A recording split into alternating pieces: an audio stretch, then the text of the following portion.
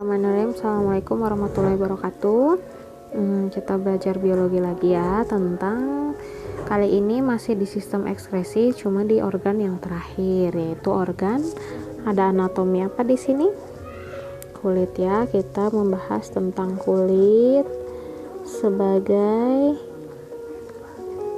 organ ekskresi. Nah, sebelum ngebahas lebih lanjut tentang ini, alangkah lebih baiknya kita tahu dulu ya anatomi dari kulit sendiri itu seperti apa. Oke, di gambar yang Bunda sajikan ini, di sini ada 3 bagian, yaitu ada namanya epidermis. Epidermis itu wilayahnya yang dari sini ke sini ya, yang Bunda arsir merah. Nah, pokoknya yang coklat-coklat di atas itu adalah epidermis.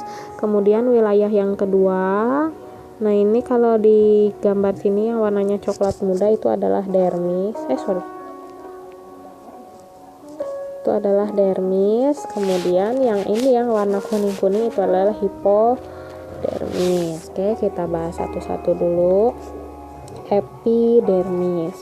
Epi itu kan artinya permukaan luar ya. Jadi dia itu bagian kulit yang permukaannya paling luar. Kalau paling luar biasanya dia fungsinya untuk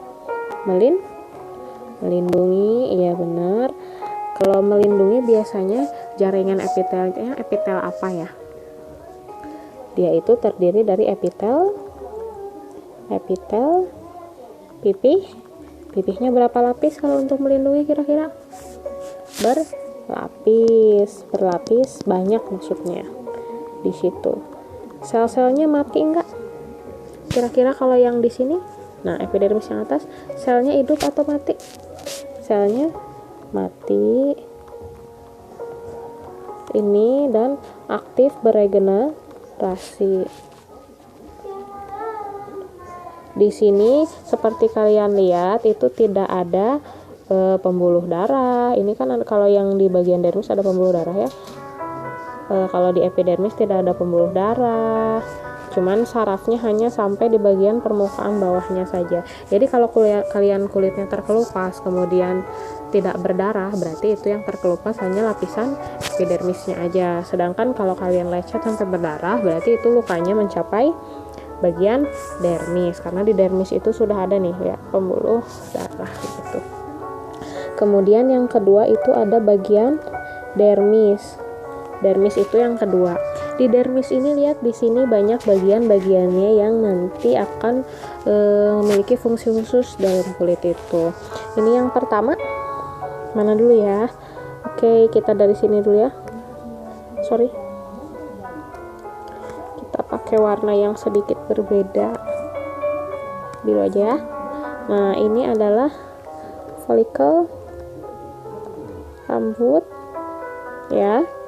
Di situ ada folikel rambut di bagian dermis itu.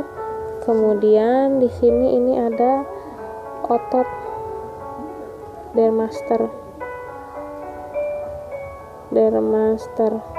Ini untuk menggerakkan rambut ya. Jadi ketika kalian kedinginan, merinding atau takut kan si rambutnya itu kan suka agak berdiri gitu ya. Ini karena ada ototnya. Oke, kemudian di sini, nah coba kalian perhatikan di sini. Ini juga kan ada folikel rambut ya. Kemudian ini ada ototnya. Nah, terus di bagian folikel rambut ini seperti ada kelenjar. Ini perhatikan di sini. Nah, yang itu adalah, nah ini kelenjarnya kalau kalian perhatikan itu nyambung ke folikel ini. Ini adalah kelenjar sebasea atau kelenjar minyak.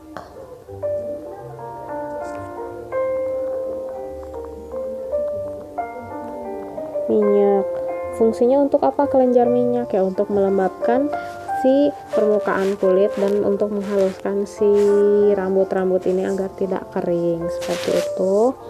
Nah, terus di sini ini ada juga kelenjar. Nah, yang warnanya biru ini nggak biru sih warnanya, hanya dimodelkannya biru. Ini adalah kelenjar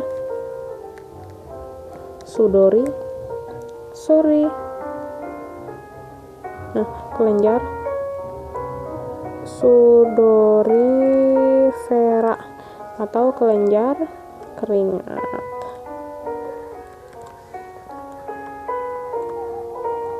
Kelenjar keringat. Kemudian ada apa lagi di sini? Ada pembuluh darah ya. Ini yang warnanya merah dan biru. Darah.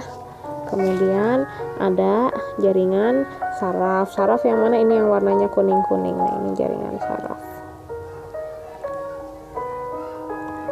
Jaringan saraf. Nah, kurang lebih di bagian dermis itu ada bagian-bagian ini. Nah, yang khusus terlibat dalam sistem ekskresi tersendiri yang mana kira-kira? Yang ini ya, kelenjar keringat. Ini dia berperan dalam sistem ekskresi yang nanti akan kita bahas gitu. Sekarang kita beralih yang ketiga, ada lapisan hipodermis.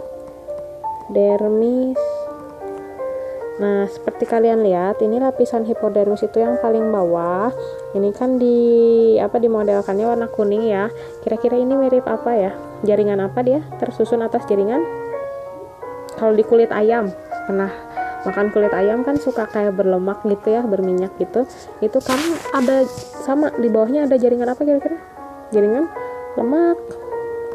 Ya, jadi di sini adalah fungsi kulit untuk menahan panas gitu. Jadi semakin tebal lemaknya, semakin si orang tersebut tidak mudah kehilangan panas alias nggak gampang kedinginan gitu. Nah, itu kurang lebihnya bagian-bagian kulit serta di dalamnya terdapat apa aja. Nah, di video yang selanjutnya kita akan bahas tentang bagaimana kelenjar keringat itu bekerja menghasilkan keringat. Oke, sampai di sini dulu. Terima kasih. Lanjut video selanjutnya ya.